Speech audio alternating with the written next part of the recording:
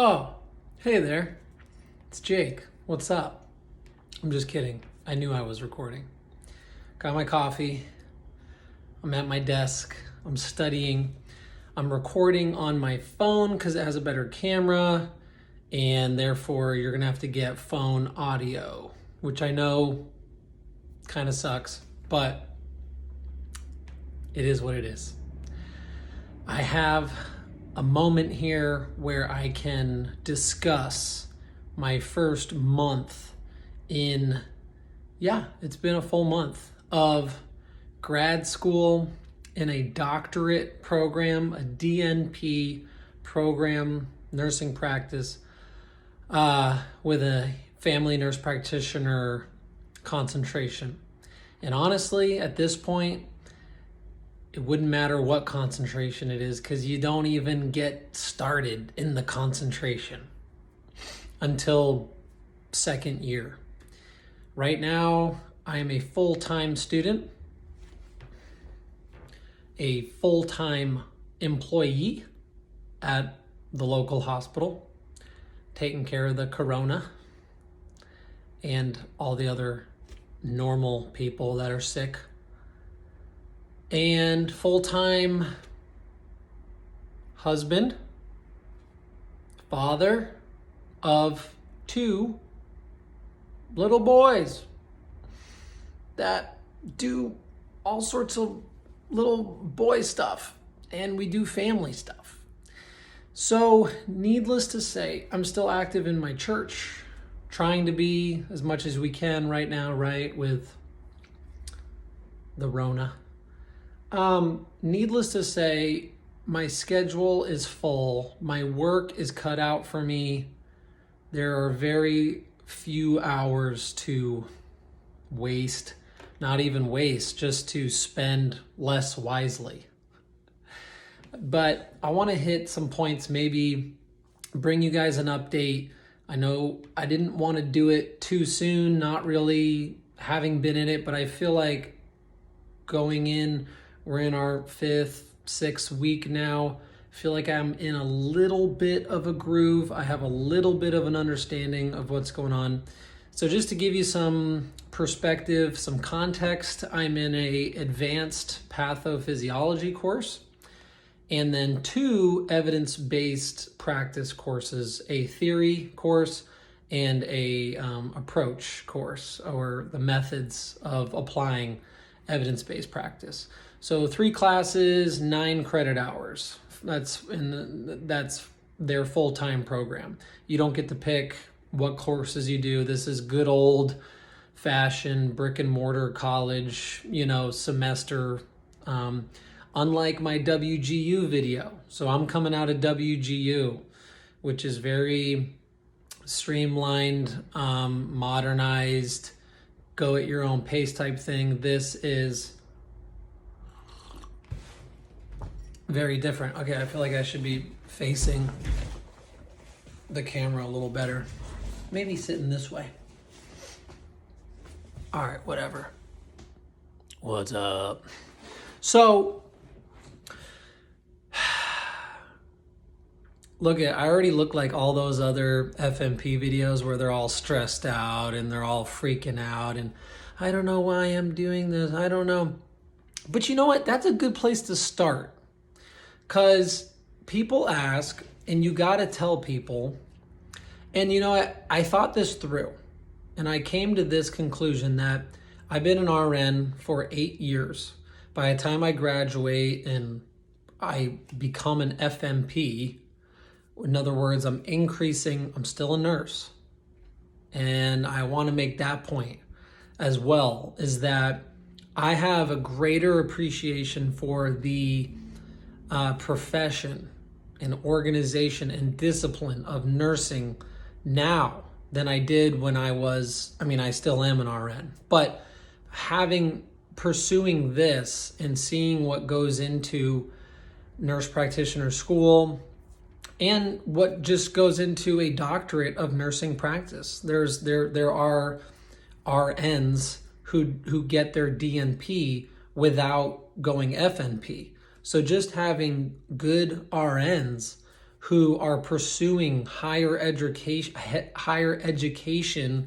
to better themselves and probably obviously the world around them, I have huge respect for, because it takes a lot of work and dedication to the practice, the discipline, and the family of nursing. I feel like I'm part of a large family of mostly mothers and sisters. Because as of 2020, nursing is 10% male. So the ladies have been holding the torch for a long time. And there's just, when you start reading up on these pioneers of nursing, it really inspires you about the people who have gone before us and made it what it is. That being said, at this point in my career, loving nursing, the nursing side of caring for patients, looking at disease, treating disease, what we commonly say, that holistic approach, I would choose nurse practitioner again. If I could go, I think the med school route is not for me. And I'll leave it to that. I think that that can be a whole video in and of itself. But for the sake of this video, I would choose this again. Knowing what I know, seeing what I see, and the everyday grind of what it means to work in these distinct specializations. I can't really talk about the FNP much. That won't come until year 2 and going into year 3. My program's like 2.5 years, okay? And the clinical portions are backloaded into, you don't even start clinicals until year 2. So the first whole year is just coursework, is what they told me, is what they told us. So going back to that, nurses have asked why, how, and I came to this realization that you should try, I think, this is my personal opinion, as an RN, you should try all the RN things that you want to do, that in the back of your mind you've gone, you know what, I think that would be fun, I think that would be cool to check out, and I think that I want to try that one day. But so many RNs just, they get stuck on a floor, or they get stuck in a discipline of nursing, and then they just kind of ride it out. And there's nothing wrong with that. If you, believe me, if you have no desire to go back to school, then don't do it, because you're not going to like it, obviously, right? You know that. But if you're an RN and you're on the fence, this is how I kind of mentally process this. I took a travel assignment. I took a COVID travel assignment. So I did the whole, I'm part of a pandemic, and I traveled up north, and I did that. I've done public health. I've done community side. I've done inpatient side. On the inpatient side, I did ER, ICU, tele, med surg, chemo, oncology,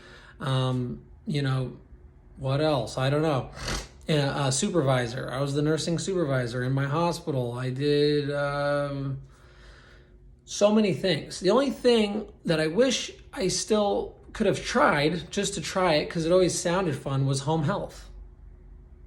I thought that driving around and seeing people in their houses is cool. I think house calls are cool. And I'm hoping that one day I can incorporate that maybe as a FNP. Who knows? I mean, everything is kind of going telehealth now on a computer, so seeing people in person is actually becoming less and less common. But I mean, home health is always going to be there. It's you can't shut down home health. So anyway, my point is I would try out everything you can do and want to do within the RN discipline and scope. And then when you've done all that and you're still bored, or you still want more, you still You want to know more, you want to learn more, I had to do a DNP interview. And I interviewed a nurse midwife who was a L&D nurse. And she came to the point where she said, look, I'm pretty much delivering babies as an L&D nurse. Why don't I just go ahead, become a midwife so that I can really do it, on paper, even though the RNs are doing most of the work. We all know that. But I can get paid for it and I can do it. And I'm increasing my education. This is what I love to do. Why would I not want to be a midwife if you're into that? So that's kind of the point where I came to, where I said, I love what I do. I've treated pediatrics all the way to death and dying. And I took little pieces of interest in every single part of it. And there's little specific points that I like about each age group. And I thought FNP, family, see it all, treat it all, sounds fun. So am I still thinking that now that I'm in the program? Yeah, heck yeah. You gotta encourage yourself. You got to tell yourself that a lot, but it really is fun. I really do love patho. I love learning about the body, the disease, the illness. A lot of this stuff you kind of already know, but in a graduate level program, you're going deeper and deeper and deeper. They expect you to know more and more biologics.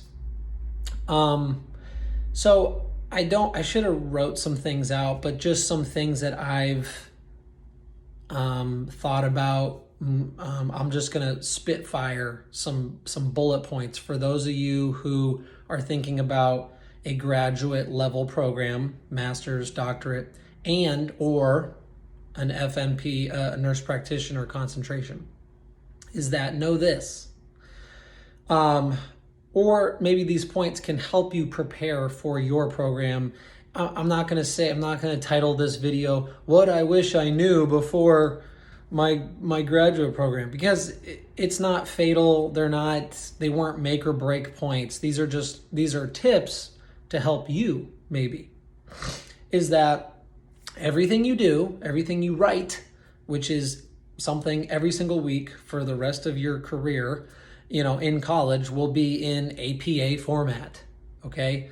And I know that sounds silly, but the first week we started, we had to take a whole little APA course and sign an attestation and learn about plagiarism and how do you cite things properly? How do you make your reference list? And there's a lot of little tools out there online that make that easy for you. You don't have to literally know all the rules. But if that's something you already know or you can go ahead and study up on now, that will benefit you because they expect APA format every single time, all the time. Technology. Remember, a lot of these programs, even at my state university, University of North Carolina, it's still an online program. Okay, so online programs. This one, even more than WGU, utilizes tons of different apps. My library resources are all online. I'm constantly searching through there. I'm using PubMed, Google Scholar, any place where you can find scholarly articles. Being able to research that would also be good. And I wrote that down before I started school. Oh, read scholarly articles, but I never did it. So, but if you got the time, because you're going to make time when you're in school, believe me, then go ahead and start getting comfortable with those types of search engines and reading through scholarly articles. It'll help you. Neck crack time. Oh, coffee time.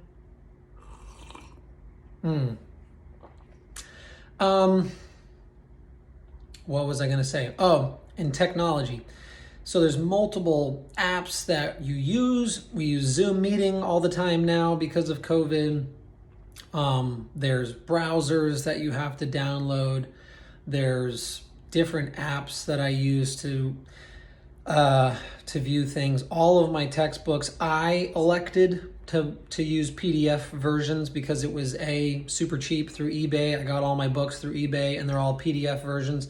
And because I can bring those books on my phone, tablet, laptop. So I have my materials with me everywhere. I also use, oh my gosh, I use it every single day and now I can't think of it. What the heck is it called? Not Canvas is the online thing that we use.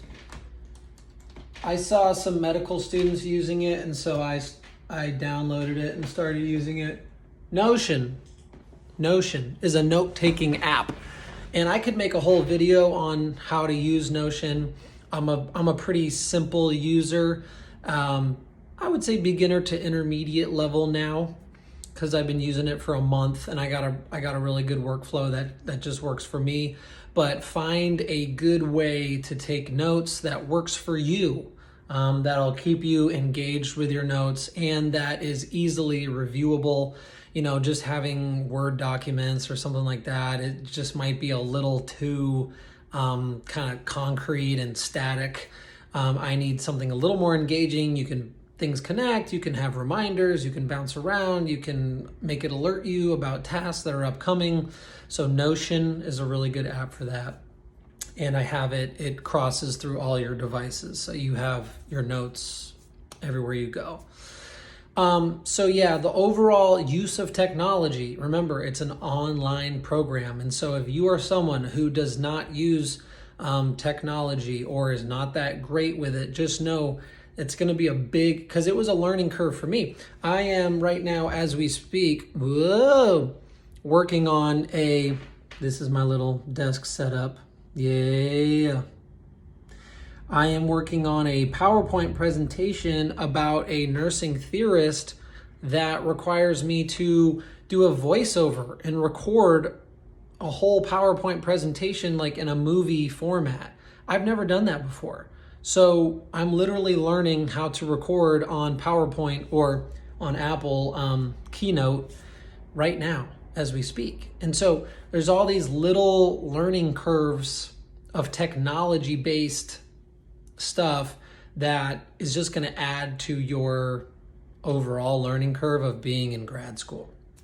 So just know that. Availabilities of teacher, you have to be very still, just like WGU or any online program, you have to be very self-driven and a self-learner, because I have professors that all are doctorate level professors, doctor this, doctor that, and they're probably amazing teachers. However, they don't teach me anything. It's all, I don't know how a lot of colleges do it, but there's no recorded lectures. There's no lectures at all because of COVID. It's all very much self-driven. Of course, they've been amazing. They're very encouraging. They're very available. If you have questions, you email them, they respond right away. They'll go on a Zoom call with you. They'll talk to you face to face.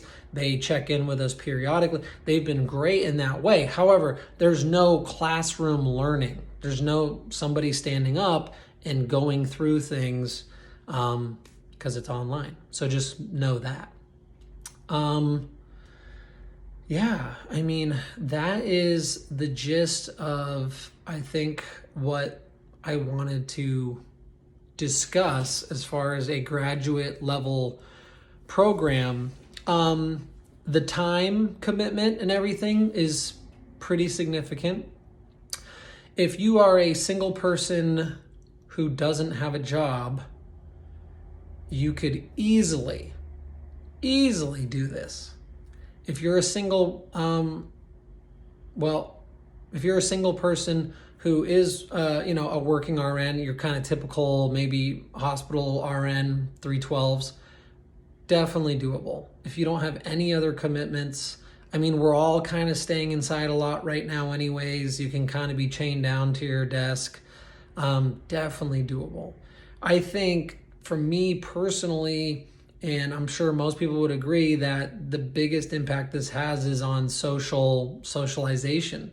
So if you have a spouse and you have kids, and that's your priority, it's going to impact your quality of time with them. You just have to be more strategic in how you plan it out. And then your friends, your friend group, who you going out and all. Like I said, once again, that stuff is hard to do right now anyway, but those things are going to take a little bit of a hit because you're going to be putting in the hours.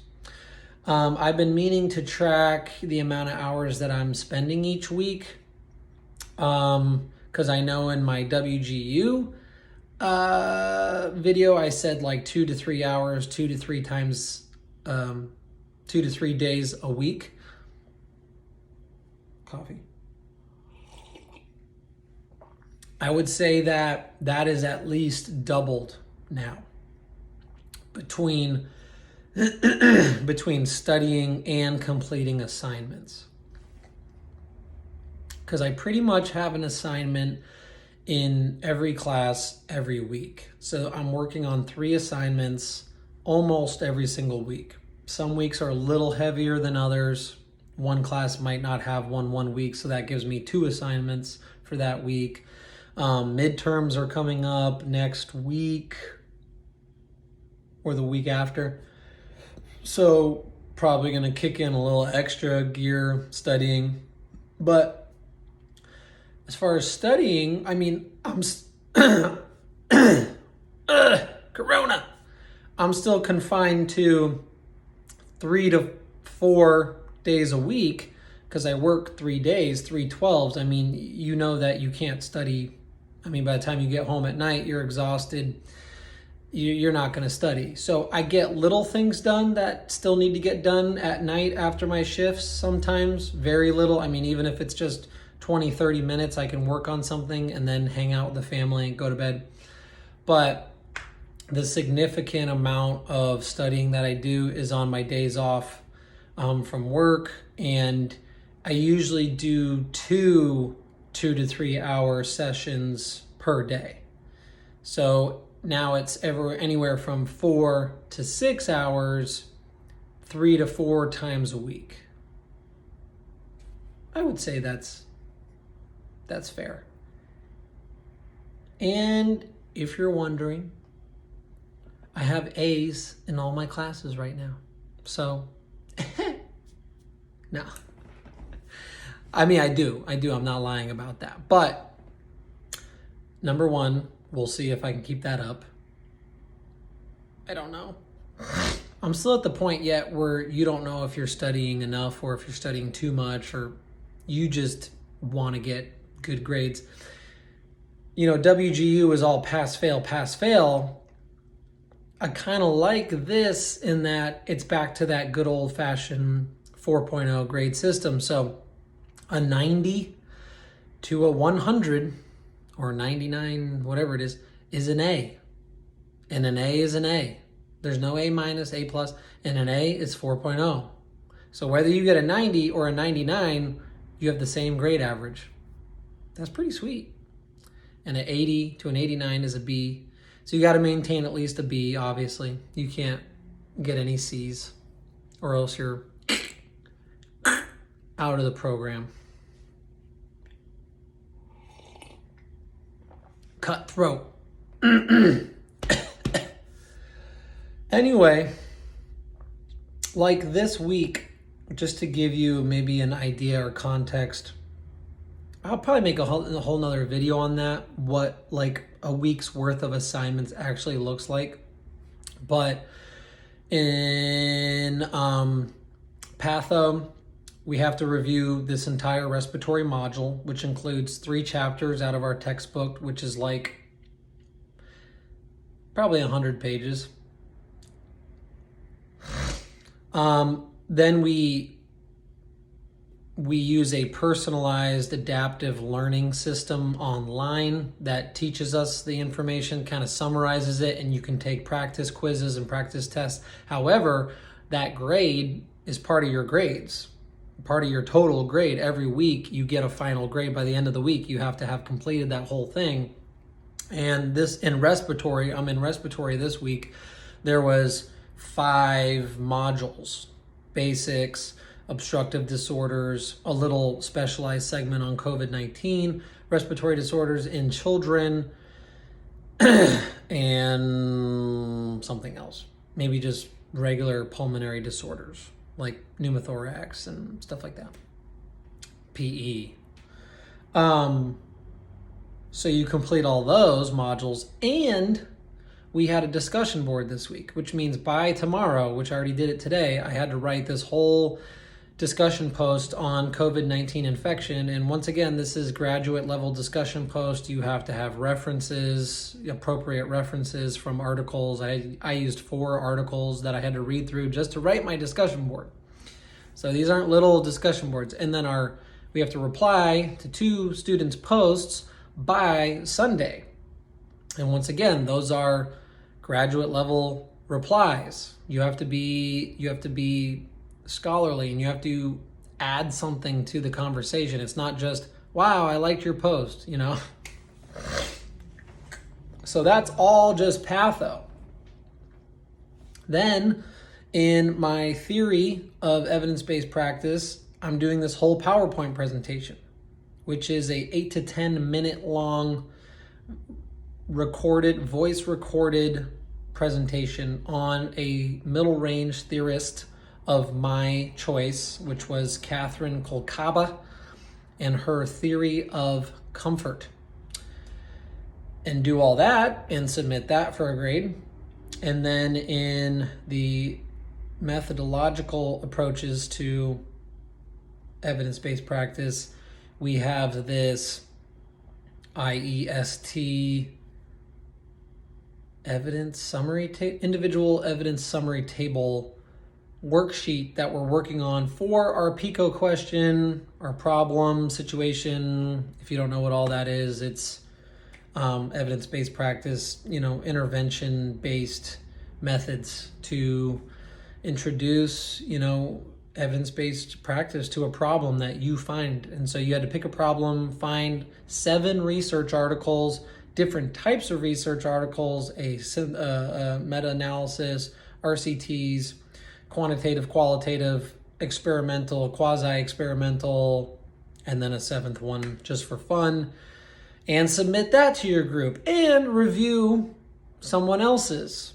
so that you can help them before they get submitted for a grade, because then the hammer comes down on that. So better to get some feedback from your peers before it goes to the faculty and gets the red pen. So that's a summary of just 1 week of work. So hours and hours and hours are spent upon that. And then there's all this supplemental reading for these 3 courses that you try your best to get to. However, you just cannot find time to ever complete all the supplemental reading. You want to learn everything, but you can't. That's just a fact that you will have to discover yourself, is that nobody can. You want to be the best. You want to learn as much as you can so that you can be the best, graduate, a DNP, and the best clinician one day. But you have to pick and choose. And that gets dicey because you got midterms coming and you don't know what you really need to know. What do I really need to know? Well, they want you to know everything, and they expect you to. But anyway, we're approaching 30 minutes. I think that's good enough. This will be Jake Farnsworth first month in FNP program. I mean, if I did these once a month, that'd be like 24. I mean, it's like 2.5 years. So that'd be like, whatever, 24, 6, 30 videos throughout the whole entire. So that's pretty good. So maybe I'll do that. I don't know. Stay tuned. If you have questions, comments, things you'd like me to actually address, leave it down below. Peace out.